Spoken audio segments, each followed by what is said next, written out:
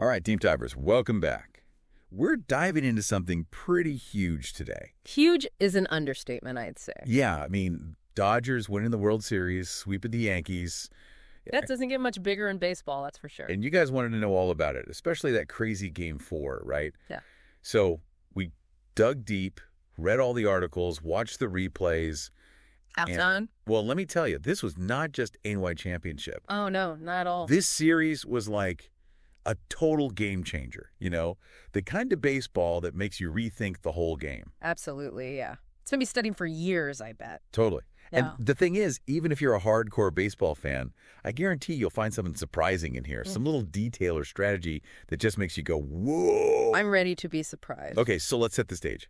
It's Game 4. Dodgers are up 3-0. The Yankees are, well, let's just say their backs are against the wall. To put it mildly, yeah. And then the Dodgers pull out this move. They decide to go with a bullpen game. Now, a lot of casual fans might not even know what that is. Right, it's not your typical strategy. It's risky. Like instead of your star pitcher starting, you're basically saying, hey, we trust our whole bullpen enough to win this thing. Yeah, it's like an all-hands-on-deck situation. Exactly. You're sending in reliever after reliever, hoping they can hold the line. And in this case, the Dodgers were right to trust their guys. Ryan Brazier, Brewster Gratterall, Evan Phillips. Those guys were incredible. They shut down the Yankees hitters like it was nothing. Like they were playing a different sport, almost. Right. But the question is, why did it work so well? Sure, they have a good bullpen, but There's more to it than that, for sure. See, the Dodgers, they're big on analytics, right? They probably had a whole team crunching numbers, figuring out the Yankees' weaknesses, like down to the tiniest detail. oh, for sure. So they weren't just sending out ANY relievers. They were picking the guys who specifically matched up well against each Yankee hitter. Like, if they knew a guy couldn't hit a slider to save his life, boom, send in a slider specialist, It's almost like chess, isn't it? Exactly. It's strategic pitching at its finest. Okay, now let's talk about the Dodgers offense. We got to talk about Freddie Freeman, right? The man was unstoppable. Seriously, he was on fire this whole postseason, hitting home runs, getting on base. But what really impressed me was his consistency. It wasn't just one big game. It was like every single at-bat, he was locked in. Yeah, Freeman, he's the real deal. And, it wasn't just about hitting bombs. This guy, he's got amazing plate discipline. He knows how to work the count, wait for his pitch. Like a true veteran, huh? Exactly. It reminded me of some of those Dodgers legends, like Tommy Lasorda, Jackie Robinson. Those guys who just had this presence, this leadership that inspired their whole team. And Freddie Freeman has that. Ah. Okay, and we can't forget about Mookie Betts. Oh, man, Mookie. Not just hitting, but his defense was out of this world. Remember that diving catch in Game 2? Like it was choreographed or something. It was insane. It was like he had a magnet in his glove. Okay, so we talked about the Dodgers' strengths, but we can't ignore the other side of the coin, the Yankees. Yeah, they didn't have their best series, to put it mildly. to put it very mildly. Even their big stars, like Yeah. Aaron Judge, Giancarlo Stanton, they just couldn't get it going. They really struggled, yeah. But I think it goes deeper than just having an off series. You got to give credit to the Dodgers pitching. You think they figured out how to exploit the Yankees' weaknesses? Absolutely.